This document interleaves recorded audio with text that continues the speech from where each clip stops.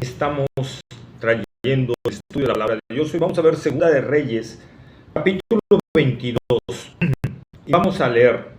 Cuando Josías comenzó a reinar era de 8 años y reinó en Jerusalén 31 años. El nombre de su madre fue Jedida, hija de Adaía de Boscat. E hizo lo recto ante los ojos de Jehová y anduvo en todo el camino de David su padre, sin apartarse a derecha ni a izquierda. A los 18 años del rey Josías, envió el rey a Safán, hijo de Asalia, hijo de Mesulam, escriba, a la casa de Jehová, diciendo: Ve al sumo sacerdote Hilcías y dile que recoja el dinero que han traído a la casa de Jehová, que han recogido del pueblo los guardianes de la puerta, y que lo pongan en manos de los que hacen la obra, que tienen a su cargo el arreglo de la casa de Jehová, y que lo entreguen a los que hacen la obra de la casa de Jehová para reparar las grietas de la casa, a los carpinteros, maestros, albañiles, para comprar madera, piedra y cantería para reparar la casa, y que no se les tome cuenta del dinero cuyo manejo se les confiare, porque ellos proceden con honradez. Entonces dijo al sumo sacerdote Hilcías al escriba Safán: He hallado el libro de la ley en la casa de Jehová. E Hilcías dio el libro a Safán y lo leyó. Viniendo luego el escriba Safán al rey, dio cuenta al rey y dijo: Tus siervos han recogido el dinero que se halló en el templo y no han entregado en poder de los que hacen la obra, que tienen a su cargo el arreglo de la casa de Jehová. Asimismo el escriba Safán declaró al rey diciendo: El sacerdote Hilcías me ha dado un libro. Y lo leyó Safán delante del rey. Cuando el rey hubo oído las palabras del libro de la ley, rasgó sus vestidos. Luego el rey dio orden al sacerdote Hilcías, a Icán, hijo de Safán, a Acbor, hijo de Micaías, al escriba Safán y a Asaías, siervo del rey, diciendo: Id y preguntad a Jehová por mí y por el pueblo y por toda Judá acerca de las palabras de este libro que ha hallado, porque grande es la ira de Jehová que se ha encendido contra nosotros, por cuanto nuestros padres no escucharon las palabras de este libro para hacer conforme a todo lo que nos fue escrito.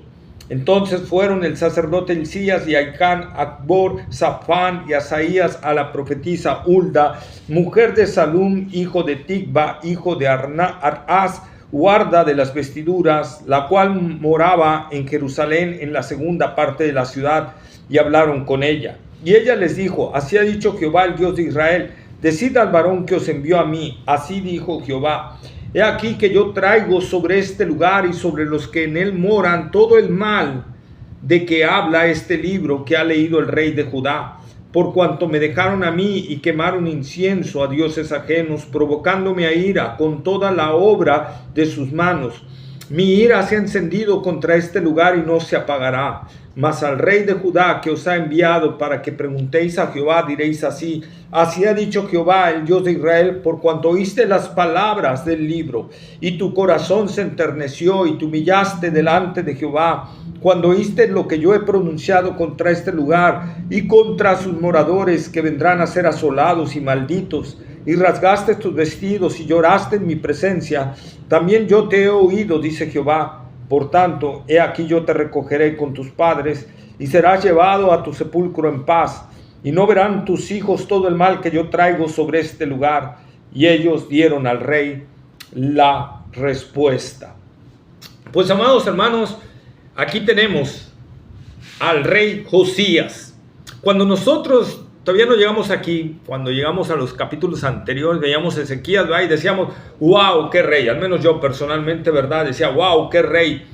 Me impacta. Y casi mi rey favorito, ¿no? Cómo hizo las cosas al Señor. Pero cuando llegué a Josías dije: no, este me impactó.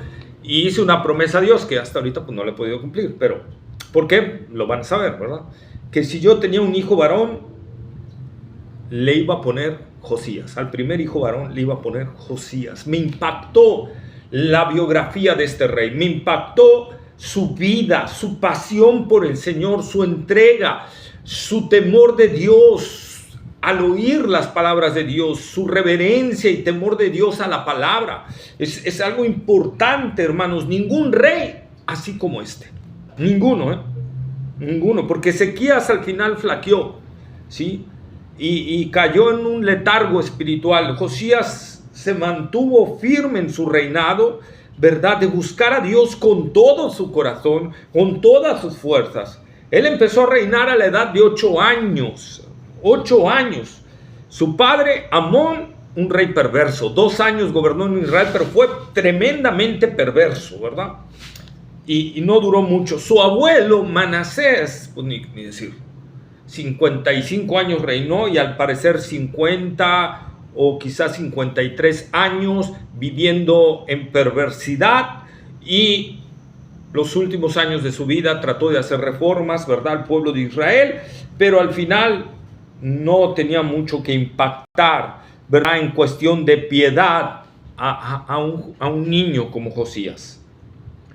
Entonces no fueron ejemplo para él, no fueron ejemplo para Josías de haber buscado a Dios así, a su corta edad. Tenía su papá 2 años, que solo convivió con su papá 8 años, ¿verdad? Y un niño de 8 años que, bueno, dicen que son marcados, ¿verdad? Los niños entre la edad de 4 a 7 años son marcados en su definición de carácter y todo eso. Pero algo pasó, porque la verdad, Amón fue perverso, Manasés fue perverso, su abuelo, su bisabuelo, su papá, su abuelo, y el final de su bisabuelo. O sea, no había mucho de dónde poder sacar a un hombre, a un niño que buscara con fidelidad a Dios. Entonces, quizá mucho tuvo que ver aquí la mamá, ¿verdad? La mamá, que al parecer venía de la casta de los sacerdotes, ¿verdad? Y quizá algunos comentan ahí en la tradición que el sumo sacerdote Hilcías también tuvo mucho que ver al su mamá ser parte de eso. Hilcías influyó en la vida de Josías.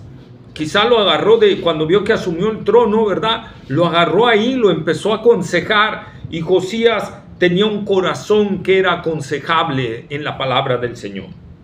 Eso es muy importante. Tenemos un corazón así. Hermano o niño que me estás oyendo, niños, adolescentes, tenemos un corazón aconsejable delante del Señor. Podemos oír los consejos y ponerlos por obra. Ve la vida de este hombre Josías, 8 años, y se dejó pacientemente, ¿verdad?, llevar de la mano de estos hombres piadosos. El sumo sacerdote Hilcías fue el papá de Jeremías. El profeta Jeremías es contemporáneo de Josías, ¿sí? Y es muy importante esto. Quizá, ¿por qué fue a consultar a Hulda y no a Jeremías? Quizá Jeremías apenas estaba empezando el ministerio, ¿verdad? No lo sabemos, no nos habla la Escritura. Además, Dios no pide cuentas de por qué consulta a uno o consulta al otro, ¿verdad? Dios tiene sus propósitos, sus planes, y todo está en su par. Entonces nosotros empieza a reinar a los 8 años. A los 16 años de edad, es decir, 8 años de su reinado, dice la palabra de Dios que buscó a Dios con todo su corazón. Esto lo denominamos conversión, ¿verdad? Josías tuvo una conversión a la edad de 16 años y buscó a Dios con todo su corazón. Fíjate, 16 años tenía Josías, adolescente, joven. ¿Qué necesitas para buscar a Dios con todo tu corazón? No tienes excusa. Y no hay excusa, porque no solo en la vida de Josías, ahí está Daniel, ahí está David, ahí está Jeremías. Inclusive Jeremías también empezó bien joven. Entonces nosotros vemos que hay que tener un corazón dispuesto para Dios. Josías tuvo un corazón dispuesto y lo empezó a buscar con todas sus fuerzas, con toda su alma, con todo su corazón, ¿verdad? Como dice el más grande mandamiento: amarás al Señor tu Dios con toda tu alma, con todas tus fuerzas, con todo tu corazón, con toda tu mente, ¿verdad? Josías lo hizo, y esto es conversión, hermano. Josías sufrió una conversión. Josías sufrió quizá el nuevo nacimiento, buscando a Dios con todo su corazón a la edad de 16 años. A los 20 años de edad, es decir, 12 de su reinado, 4 después de que empezó a buscar a Dios con todo su corazón, comenzó a limpiar a Judá de toda la idolatría. Hermanos, aquí hay algo bien interesante que vamos a ir viendo. Una auténtica conversión al Señor. Tú puedes estar oyendo la palabra de Dios muchos años. Josías la oyó desde los 8 años, pero Josías después de 8 años tuvo una conversión al Señor. Y después de tener una auténtica conversión al Señor, ¿verdad? Empieza entonces nosotros un proceso que nos va a llevar a la purificación, a la santificación, que es empezar a limpiar todos los ídolos que hay en nuestro corazón, en nuestra vida, ¿sí? Y no solo en lo de los nuestros, no solo en nuestro, dentro de nosotros, vamos a tratar de quitarlo en los demás. Josías fue lo que hizo, él tenía la autoridad y entonces no solo se quedó en Judá, también abarcó no solo en el reino del sur, sino en el reino del norte, que ya había sido, ¿verdad?, deportado por Asiria, ya habían sido sacados, solo se quedaron ahí poquitos, y de otras naciones, ¿verdad? Pero también limpió los territorios de Manasés, Efraín, Simeón y Neftalí, y todos los lugares de Israel aislados, y después al parecer avanzó hasta llegar a todo lo que abarcaba Israel. O sea, Josías no se quedó nada más con decir aquí, yo nada más. ¿Sí? Yo nada más. No, Josías dijo, no, yo tengo que avanzar en esto no le agrada a Dios, tengo que irlo limpiando, ¿verdad? Hermanos, esto se hace en todo el proceso, en familia, por ejemplo, alguien de la familia que ha tenido una auténtica conversión, empieza el mismo, primero tenemos que empezar por nosotros mismos y después empezamos por nuestras familias, por nuestros parientes lejanos y empezamos a avanzar. Así lo hizo Josías. Primero empezó por su reino, por la gente que tenía directamente de influencia de él. Primero empezó por él, perdón. Después por los suyos, ¿verdad? Y después por los demás. Josías no se quedó a ver nada más qué sucedía. Josías quería limpiar la verdad y así pasa con todos. Recordemos esa palabras del Señor Jesús en Hechos 1:8, y recibiréis poder cuando haya venido sobre vosotros el Espíritu Santo y me seréis testigos en Jerusalén, en Judea, en Samaria y hasta lo último de la tierra. Es decir, va abriéndose, avanzando más, ¿verdad? Y esa es la muestra de una auténtica conversión. Cuando alguien está realmente convertido y avivado por el Señor, busca llevar a otros la palabra del Señor, busca llevar a otros la santidad, busca llevar a otros la comunión con el Señor, y no solo eso, sino que busca ir agrandando cada vez más la zona de influencia. Todos los cristianos, hermanos, que han sido de efecto, lo podemos ver en la vida de los apóstoles, no solo se quedaron en Jerusalén, ¿verdad? Empezaron a avanzar, no solo la iglesia. En un par de años el evangelio creció bastantísimo.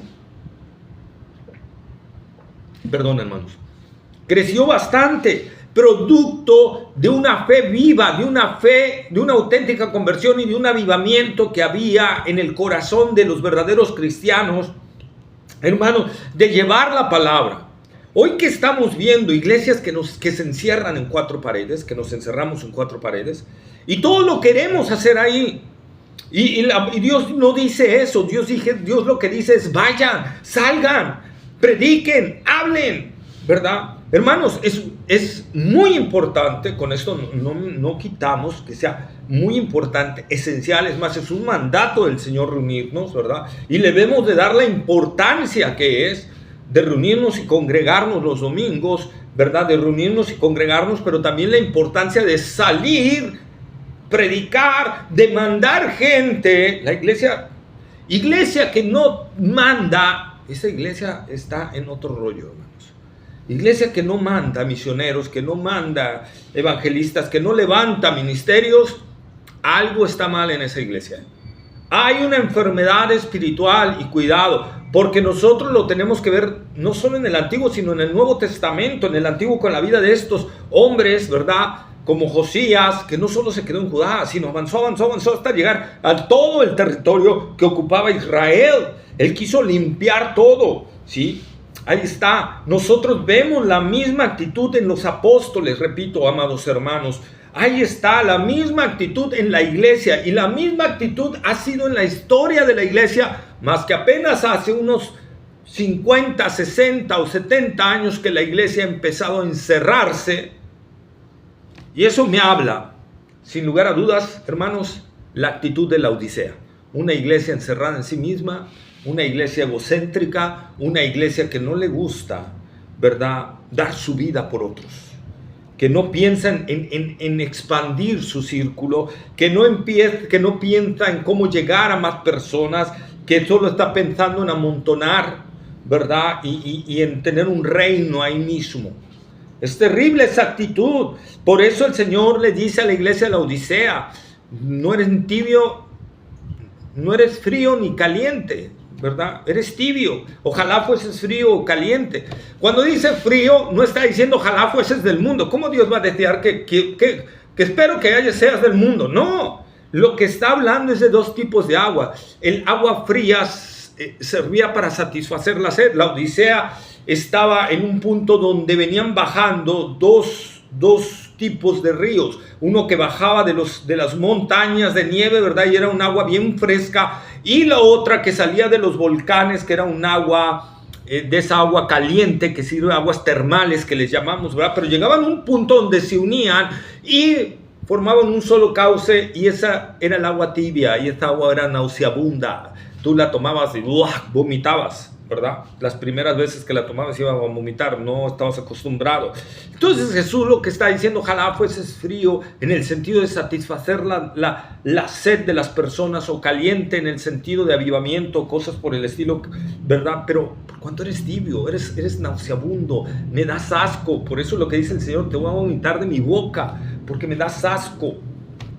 Una iglesia que no sirve ni para la sanidad de las gentes, ni para satisfacer la sed espiritual de las personas. No sirve para predicar el evangelio, no busca salir a los demás, no se abre a los demás, ¿verdad? Vemos la actitud de Hechos, y es muy importante notarlo, hermanos.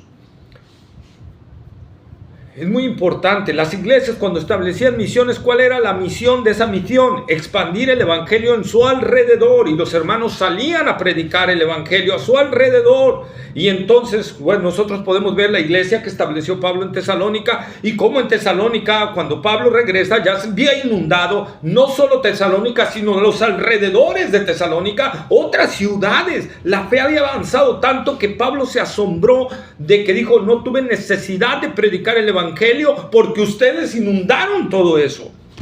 ¡Wow! ¡Qué hermoso sería, hermanos! Y es ver una iglesia que trabaja con amor y pasión para el Señor por las almas, hermanos.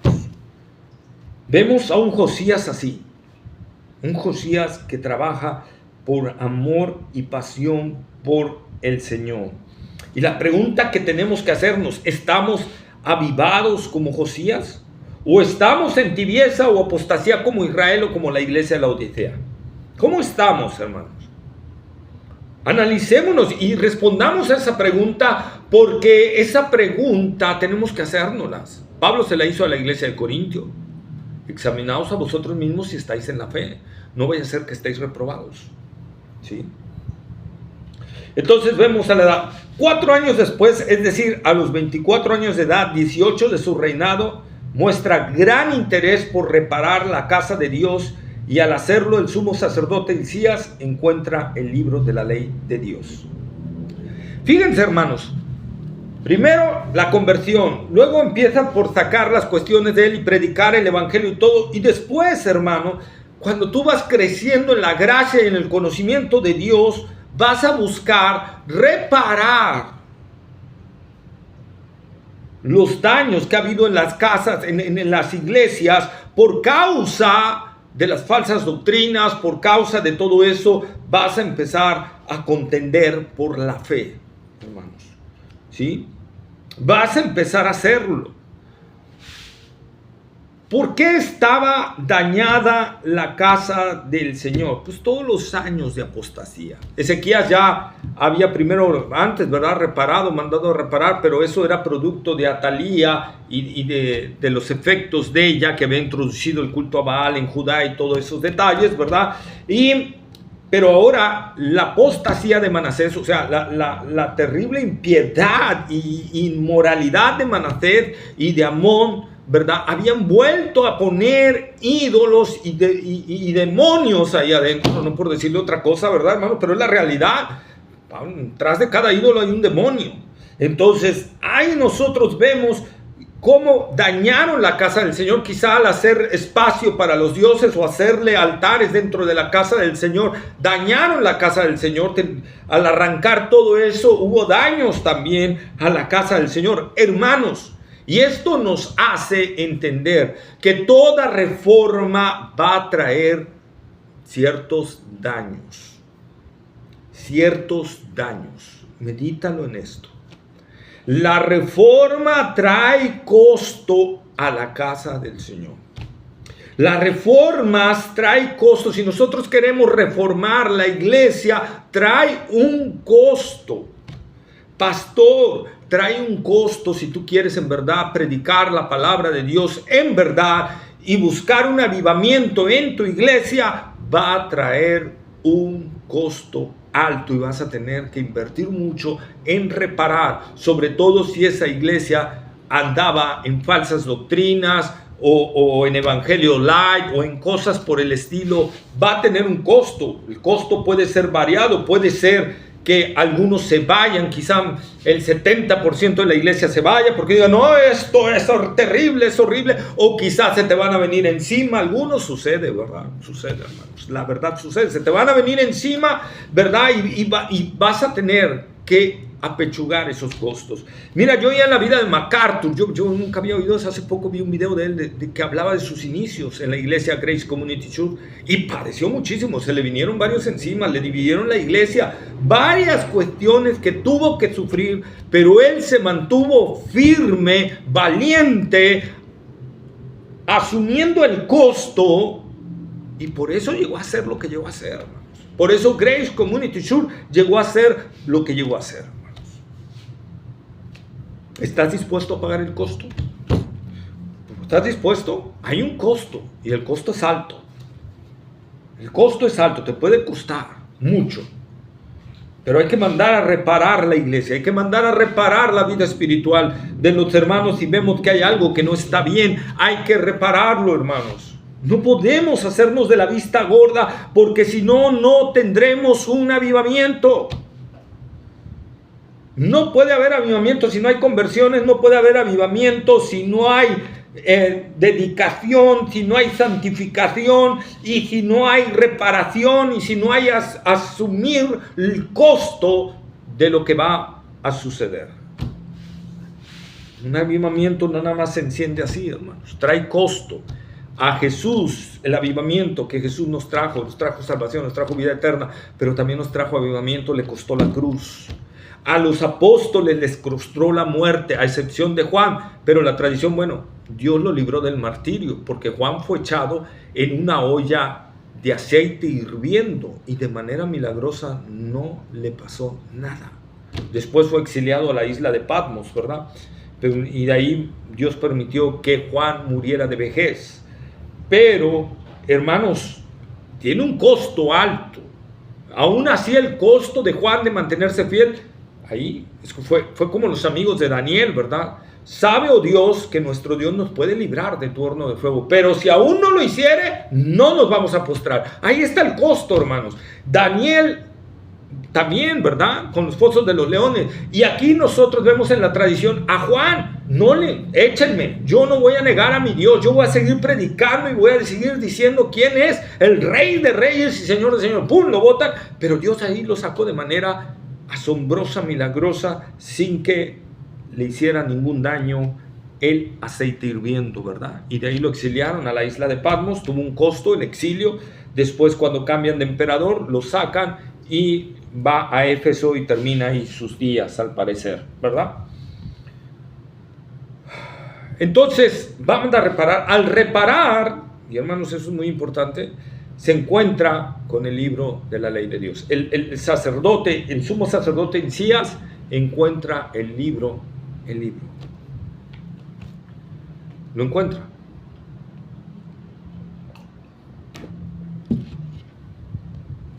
Miren, algunos comentan que ya llevaba casi 60 años de perdido el libro. Quizá un poco más, quizá una generación o una generación completa. ¿Sí? ¿Por qué? Bueno, 55 años, recuerden que reinó Manasés y no se nombra que hayan leído la palabra de Dios en alguna parte de su reinado. Aún en las reformas que hizo al final de su vida no hay la palabra de Dios, no existe. Por lo tanto, reformas sin la palabra de Dios no sirven, y eso lo vimos porque su hijo Amón fue perverso. No sirvió las reformas de Manasés en lo más mínimo. Una reforma real, un avivamiento verdadero tiene que venir sembrado de la palabra de Dios. Tiene que venir contenido con la palabra de Dios, con una reverencia y un temor a la palabra de Dios. Si no, no es avivamiento de Dios. Hoy en día hay muchos avivamientos falsos, terribles. Hace muchos años, quizá 15, un avivamiento en África donde miles de africanos estaban viniendo a los pies de Cristo, pero no dejaban sus ídolos, no dejaban sus cosas, aceptaban a Cristo, pero se seguían en su religión paganas y en sus seres ancestrales, ¿verdad? Los líderes religiosos de las iglesias teniendo varias mujeres y todo eso. ¿Cómo Dios va a respaldar eso? Eso no era avivamiento, porque la palabra de Dios no estaba centrada, hermanos. También otro avivamiento muy sonado hace unos años en Canadá, creo, y yo les dije, cuidado, porque no veo como centro la palabra de Dios, ¿verdad? Muchos me tildaron de loco, de fanático, de legalista, ¿verdad? Pero lo vemos en la vida de Josías y lo vemos en todo avivamiento real, verdadero. En la reforma protestante el centro fue la palabra de Dios. Martín Lutero dijo, yo no hice nada, todo lo hizo la palabra de Dios. ¿Sí? Entonces eso es muy importante. Manasés, 55 años. Un dato importante es que posiblemente fue llevado a Siria entre el año 652 y 648, según el Biblical Archaeological Report, ¿verdad? De su reinado. El reinado de Manasés fue del 696 al 642. Por eso le digo que cuando fue deportado y regresó, solo le quedaron pocos años, ¿sí? Y fue cuando oró Dios y fue liberado y regresó e hizo reformas, pero no se hallara que leyera la ley de Dios. Por cierto, varios historiadores, hermanos, ponen a Manasés como corregente con Isaías, con Ezequías. Es decir, que gobernaron los últimos años de Ezequías, los gobernó junto con su hijo Manasés y reinaron juntamente. Algunos historiadores están poniendo eso. Asimismo, entonces entendemos el juicio de Dios que habló a Ezequías. Vemos cómo un hombre que sirvió a Dios fue menguando, vio a un hijo que era perverso y todo, y no le dijo nada, no se opuso. Cuidado con eso, padres. Cuidado con eso. Entendamos el juicio de Dios. Entendamos como Josías cuando oyó todo lo que iba a venir y él decía, el pueblo, espérame, lo que está ahí diciendo la palabra es lo que está haciendo el pueblo de Israel. Por lo tanto, los juicios, porque Dios es verdad, los juicios van a venir. Si Dios lo está anunciando y lo está diciendo que si hacemos esto, va a venir esto, no hay otra forma. Y Josías se humilló. Ezequías, viendo a su hijo, si es cierto lo que dicen los historiadores, que fue corregente con él, no hizo nada para oponerse a la maldad de su hijo, tal como Elí, ¿verdad? En Primera de Samuel, que vio la maldad de sus hijos y no los estorbó, y por lo tanto Elí pagó las consecuencias. Ezequías pagó sus consecuencias con el juicio de Dios, ¿sí? Entonces 55, los 2 años de Manasés, 57, más 18 años que ya llevaba Josías. Entonces estamos hablando que muy probablemente la ley de Dios llevaba 75 años sin ser leída, sin ser escudriñada, sin ser dada al pueblo de Judá. Terrible. Líderes sin dar la palabra de Dios. Sacerdotes sin dar la palabra de Dios. O sea, reyes sin dar la palabra de Dios. Sacerdotes sin dar la palabra de Dios. ¿Y sabes qué es lo más terrible? Un pueblo que no solicitaba la palabra de Dios. Un pueblo que le daba igual si le daban o no le daban palabra de Dios. Sin hambre de Dios, sin sed de Dios. Un pueblo Que decía, sí, qué bueno, no nos dieron, pues está bien. Si nos la dan, qué bueno, si no nos la dan, qué bueno.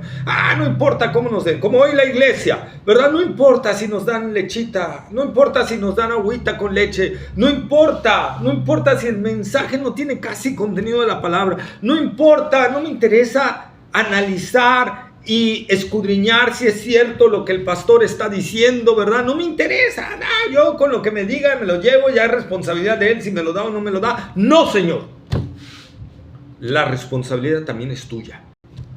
Él va a asumir consecuencias graves. El liderazgo va a asumir consecuencias graves si no está dedicando tiempo a estudiar y escudriñar la palabra de Dios para dar alimento rico, abundante a la iglesia. Él va a pagar sus consecuencias, pero también tú, por ser negligente.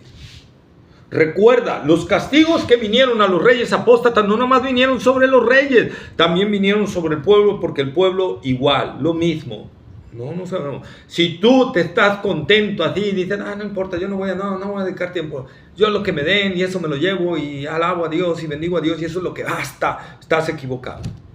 Estás totalmente equivocado y ahí está la palabra de Dios y ahí están los juicios de Dios, y los juicios de Dios no vinieron sobre los líderes nada más, vinieron sobre todo el pueblo.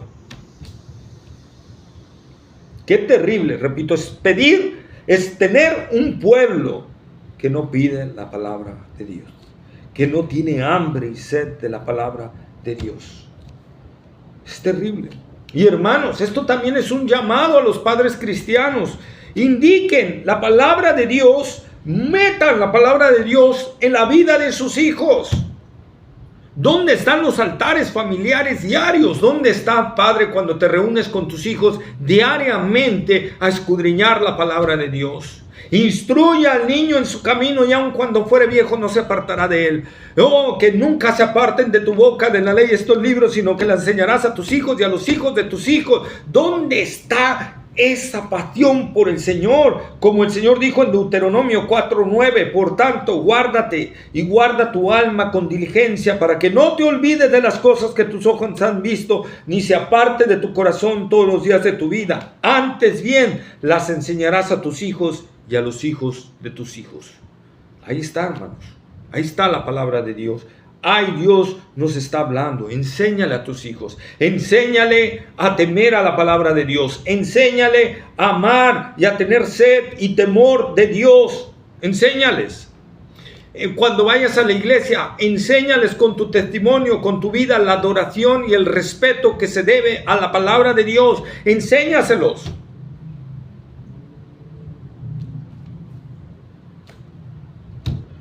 Enséñale tu hambre y tu sed de la palabra de Dios. Enséñale con tu vida que vives la palabra de Dios. ¿No? Ahora, repito, y como te lo dije, no solo en los líderes. Tú no puedes decir, es que el pastor no me enseñó bien y por eso yo... No puedes decirlo. Es que mi papá no me enseñó. No puedes decirlo. Mira, Josías, su papá no le enseñó, su abuelo no le enseñó, su bisabuelo al final de sus días pues, tampoco, quizás y no le alcanzó, ¿verdad? Su bisabuelo no lo alcanzó, no vio a Josías, pero un decir para... A veces nos dan reseñas de nuestros bisabuelos, ¿verdad? Ni siquiera esa reseña tenía Josías al final de la vida de su bisabuelo. Josías, repito, venía de un bisabuelo en decadencia, venía de un abuelo que fue terrible, que al final, los últimos periodos de su vida, se volvió al Señor y quiso hacer reformas, y de un padre tremendo, que solo duró 2 años en el reino, ¿sí? Pero que 8 años de su vida fue un pésimo testimonio para Josías.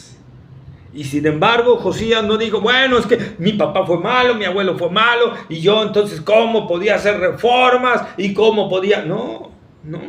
¿Qué excusa quieres poner? ¿Qué excusa quieres poner cuando tienes la palabra de Dios a la mano? Hoy en día no tienes ni una excusa. Quizá en la época del oscurantismo haya habido excusas. Hay mucha gente que amaba al Señor y servía al Señor, no tenía la palabra de Dios en sus manos. Y es algo que hay que agradecer a la Reforma. Que hoy en día hasta tú, amigo católico, si me estás oyendo, tienes que agradecer a la Reforma católica, a la Reforma protestante, que hoy tengas la palabra de Dios en tus manos, porque antes no la podías tener. Entonces ahí está, y hoy tienes la palabra de Dios en tus manos, no tienes excusa, no vas a poder tener excusa. Por eso cuando llegues en el juicio del gran trono blanco, no vas a tener excusa. No va a haber excusa. Señor, pues yo qué quieres, mi papá era esto, mi abuelo era esto, mi mamá era aquello, mi tío era esto. No hay excusa, porque la responsabilidad ante Dios es personal, hermanos, es personal.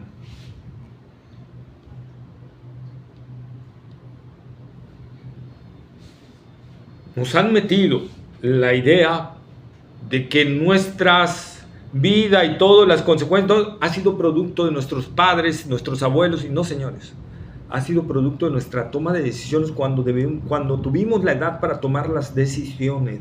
Fue nuestra culpa por no meditar en eso. Necesitamos cambiar nuestras decisiones. Freud decía lo contrario. Hablando de psicología, que aquí no aplica, pero aún en el mundo, Sigmund Freud decía lo contrario, que tu forma y tu andar y tu forma de ser había sido efecto de tu vida, ¿verdad? Con tus padres y todo eso, la gente que se circuncidó y todo eso. Pero hubo otro que extrañamente eso no lo pusieron, ¿verdad? Que decía que no, que cada quien tiene las consecuencias de sus propias decisiones. Y eso es muy importante, hermanos. Muy importante. Digo, eso es del mundo. A mí no meto la psicología en el cristiano, pero te hablo que aún en el mundo reconocen esto. Y aquí, Josías, lo podemos ver. En la palabra de Dios lo podemos ver. Tú eres responsable de tus decisiones. Josías no fue un rey perverso porque su papá y su abuelo fueron un rey perverso. No, señores, fue un rey tremendamente piadoso, entregado a Dios, a pesar del testimonio de su padre y de su abuelo. Así que no. Fíjate. Segunda Reyes 22:8. Entonces dijo el sumo sacerdote Hilcías al escriba Safán: he hallado el libro de la ley en la casa de Jehová. Hilcías dio el libro a Safán y lo leyó. El escriba Safán leyó el libro antes que lo llevara con Josías. ¿Cuál fue el efecto de Safán? Ninguno.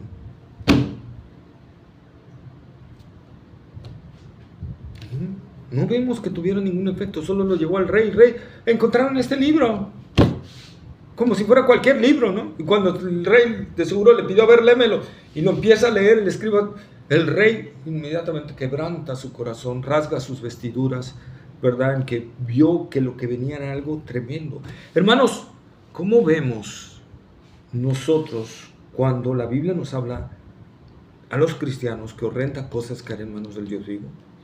¿Cómo vamos cuando Dios dice que nuestro Dios es fuego consumidor y se está hablando a cristianos?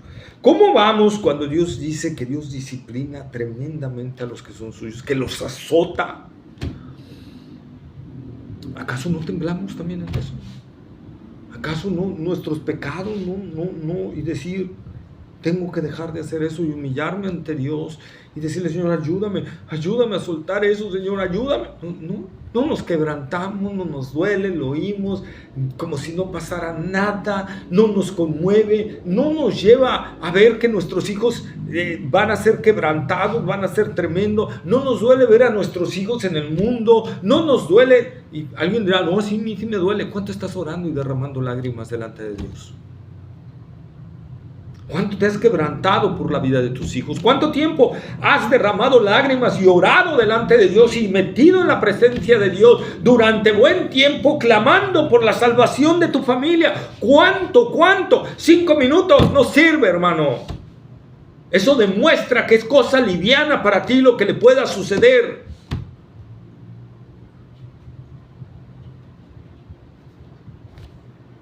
Y así pasa en muchas iglesias hoy en día, no solo con el escriba Safán, ¿verdad? Sino en muchas iglesias la palabra de Dios está perdida por mensajes motivacionales, adulterados y cómicos, por payasos de circo o lobos rapaces que adulteran la palabra de Dios, pero también por gente que no ha sido convertida y que tiene un puesto dentro de la iglesia y está predicando la palabra sin ningún efecto en su vida. Cristianos endurecidos por el pecado que leen y exponen sermones y hablan, pero el sermón no tiene ningún efecto en ellos. Hermanos, decía, no sé si fue Spurgeon, no lo traía esto en el estudio, pero me acordé ahorita. El mejor sermón o la mejor predicación es la que primero hace efecto en el predicador. Primero me tengo que predicar a mí mismo. Pero a mí cuando me toca predicar, a veces uso la palabra somos, me incluyo, ¿verdad? Y a veces en la predicación también estoy hablando de mí. Y nos debe de pegar, de impactar, hermanos, nos debe de sentir fuego, incluso en la predicación, en la preparación inclusive. Ahí es la primera vez que nos debe de impactar el sermón, porque Dios debe de hablar a nuestro corazón para que sea un sermón encendido, hermanos. Si no habla nuestro corazón, ¿cómo lo podemos predicar? Nos volvemos como el mundo, expertos en oratoria. Pero nada sirve, porque la oratoria no sirve sin el poder de Dios. No estoy en contra de la oratoria. Spurgeon utilizaba la oratoria, pero respaldado por el poder de Dios, por oración, por meditación. Se metía a largo tiempo a meditar la palabra de Dios, a orar. Hermanos, no, él oraba muchas veces al día. Y nosotros tenemos que ver eso. Y hoy en día lo que vemos en las iglesias es líderes que no oran, líderes que no dedican, que no derraman lágrimas por su pueblo, padres de familia, madres de hijos, esposas, esposos que no derraman lágrimas por su familia, que no derraman lágrimas por su pareja, que no claman al Señor para que los levante, para que los use, que no claman al Señor para que los saque de la situación que están viviendo. Ellos creen que solo con la promesa se puede y se acabó. ¿De dónde? ¿En qué palabra? ¿En qué Biblia lo vieron, hermanos? No hay tal cuestión. Si no hay oración, si no hay quebrantamiento, si no hay lágrimas, si no hay palabra de Dios, no va a haber nada. Perdón por la emoción.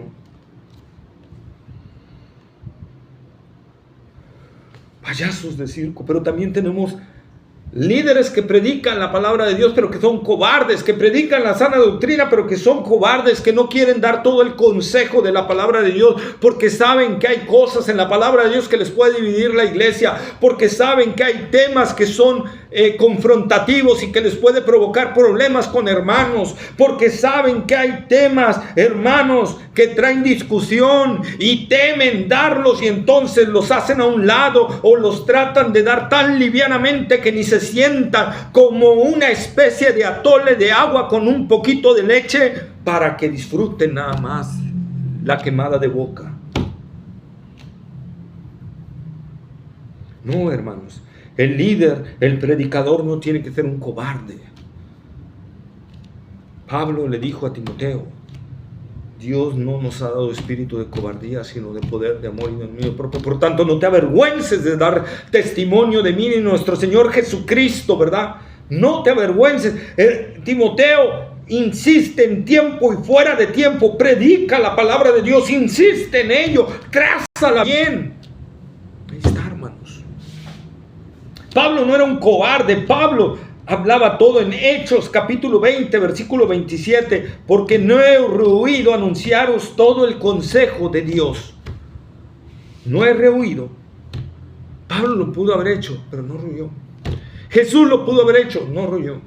Ninguno de los apóstoles rehuyeron a dar todo el consejo de la palabra de Dios, porque ese es el llamado de todo predicador: hablar todo lo que Dios está dando en su palabra. También hay otro tipo de líderes cobardes que no quieren oponerse a la falsa doctrina por temor a rechazos con otros consiervos suyos, por temor a que lo dejen solo de otras iglesias, por temor a su denominación, por temor, hermanos, a familiares o amigos que están en ese tipo de doctrinas, por temores en tantas cosas, hermanos, y son cobardes. No debemos de ser cobardes, hermanos. Repito, no debemos de ser cobardes.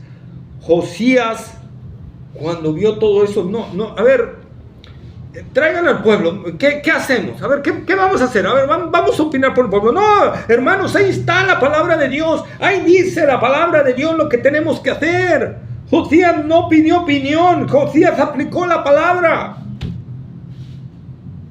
Josías no buscó la aprobación de su pueblo, Josías no buscó el aplauso, Josías no buscó la fama, Josías no buscó el poder. Josías lo que buscó fue que Dios fuera glorificado, que la palabra de Dios fuera predicada, que se anunciara la verdad en el evangelio. Lo que debemos de buscar, no andar buscando otras cosas.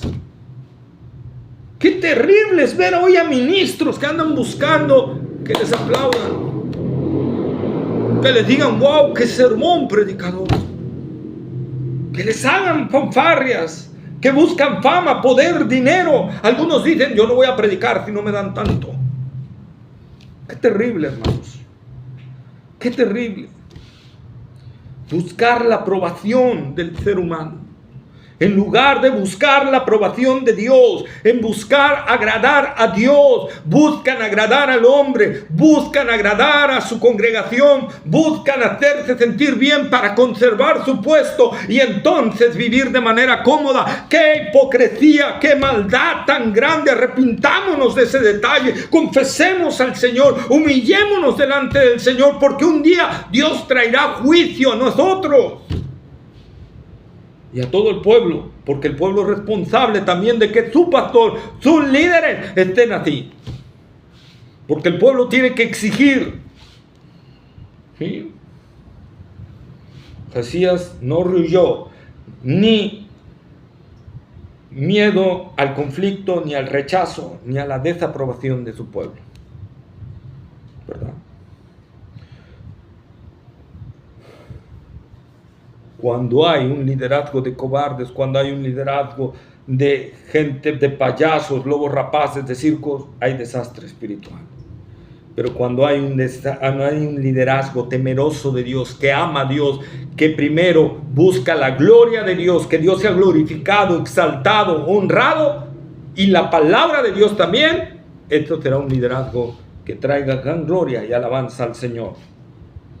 Deuteronomio capítulo 28 versículo 62: y quedaréis poco en número, en lugar de haber sido como las estrellas del cielo en multitud, por cuanto no obedeciste a la voz de Jehová tu Dios.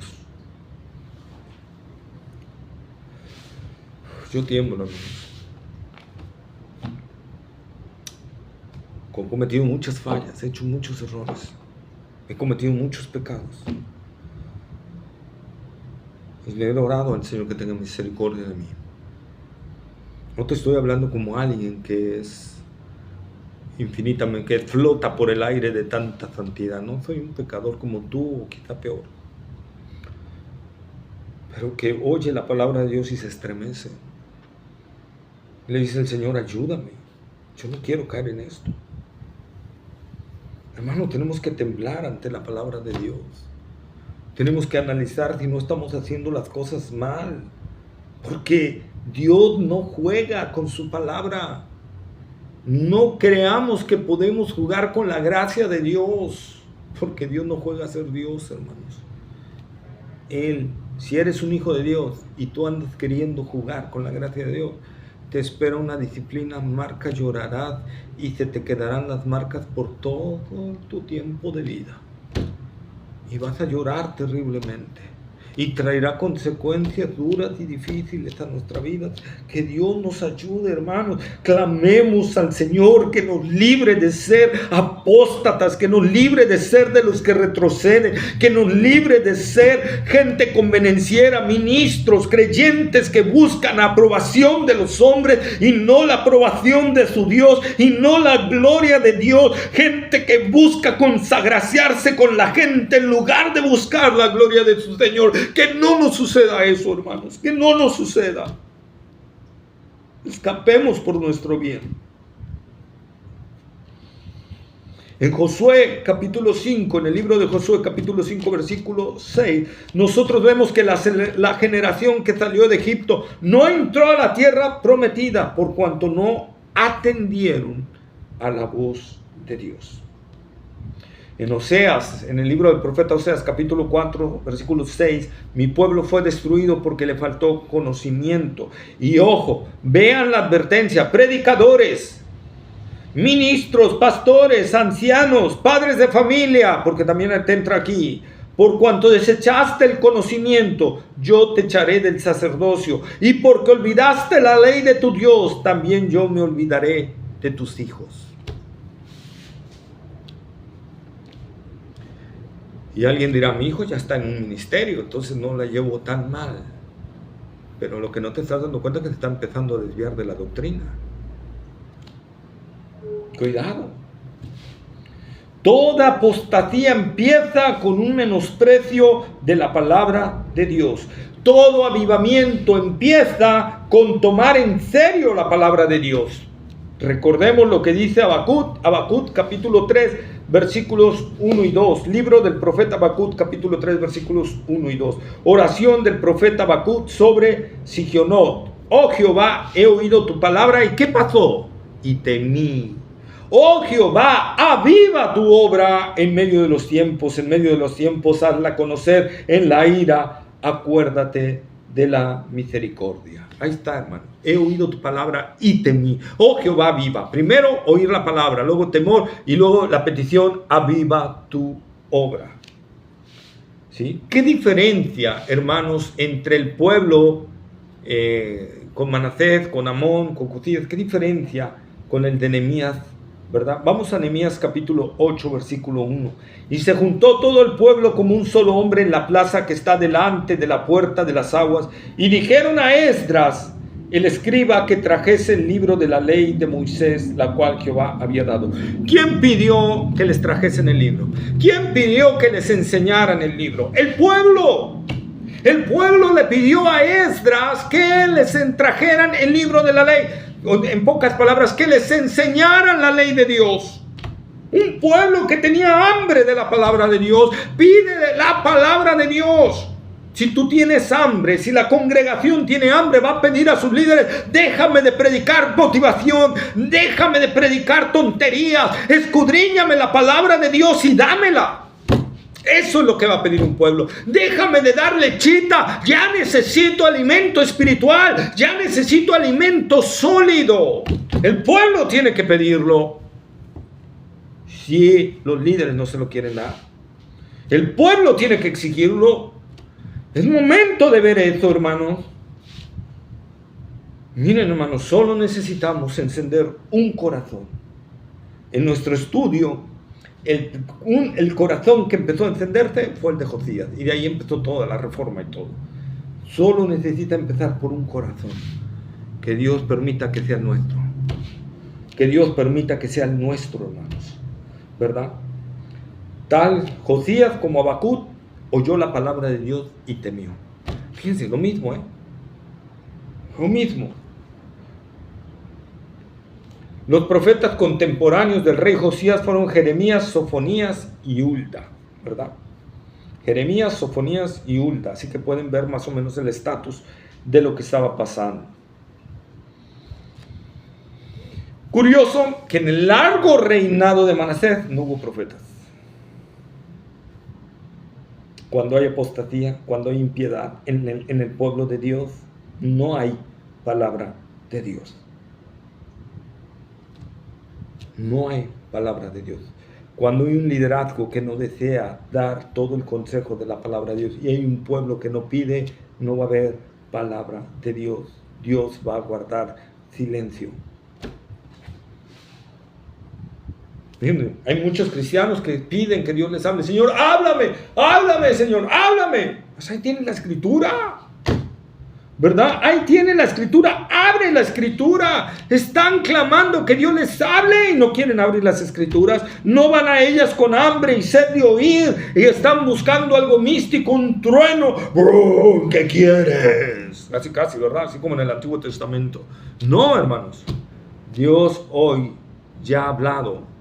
Dios, dice Hebreos capítulo 1, versículo 1, Dios habiendo hablado muchas veces y de muchas maneras a los padres por los profetas, hoy nos ha hablado por el Hijo. Hoy Dios ya habló todo lo que tenía que hablar en su Hijo. Ay, por eso tenemos todo el Nuevo Testamento. Hoy tienes todo lo que Dios quiere hablarte a tu vida. Ahí quieres que Dios te hable, humíllate, ora a Dios y abre tu palabra. Abre la palabra de Dios. Deja de buscar cosas místicas, que por eso el pueblo de Israel se desvió, por no buscar, por no ir a la palabra de Dios. En Cristo tenemos todo, como Pablo lo dijo en Colosenses capítulo 2, versículos 9 y 10, porque en Él habita corporalmente toda la plenitud de la deidad, y vosotros estáis completos en Él, que es la cabeza de todo principado y potestad. Efesios, carta a los Efesios, capítulo 3, versículo 19, y de conocer el amor de Cristo que excede a todo conocimiento, para que seáis llenos de toda la plenitud de Dios. Así es, hermano. En Cristo tenemos todo. Ahí está la palabra de Dios. El Nuevo Testamento nos habla claramente de Cristo. Josías oye, teme y se humilla delante de Dios y manda a consultar a Dios qué va a suceder. ¿Cómo debo de reaccionar a la palabra de Dios? Aquí nos dice, debo de oír. Ese oír me debe llevar a un temor de Dios, a un humillarme y a una vida de oración. Si no, algo está fallando, hermanos. Si yo oigo una prédica y ni fu ni fa, uno, tengo que analizarme primero qué está sucediendo con mi vida. Dos, tengo que mirar qué está pasando en el que me está dando la predicación. ¿Sí? Pero primero en mí, ojo, primero nosotros, ver si la falla no está en nosotros, que muy seguramente, aunque el otro esté fallando, también nosotros lo estamos haciendo, seguramente. Creemos, ahora hermanos, ¿creemos lo que está escrito o creemos solo lo que nos conviene? Miren, Josías escuchó las demandas de la ley y las consecuencias de la desobediencia. Y él creyó esa palabra y por eso actuó. Él creyó firmemente, conocía a su Dios, sabía que es un Dios que no miente, que no habla así nada más, que no dice las cosas por decirlas, que no da advertencias por darlas, nada más. Josías conocía a su Dios. En verdad, hermanos, si nosotros creemos, la palabra nos va a llevar a actuar. Si la palabra no te está llevando a actuar, es que no te está llegando la palabra. Simple y sencilla y enteramente, ¿sí? Si tú crees en la palabra, vas a actuar, ¿sí? Entonces, Josías manda a consultar a Dios por medio de Hulda, ¿verdad? Y Hulda da que el castigo va a venir. O sea, el castigo viene, señores, no se los voy a quitar. Por cuanto me ofendieron, por cuanto ofrecieron a sus hijos y todo ese detalle, pero por cuanto Josías se humilló, lo voy a aplazar en el periodo de él, ¿verdad? En el periodo de él no lo voy a hacer. Por cuanto, ¿verdad?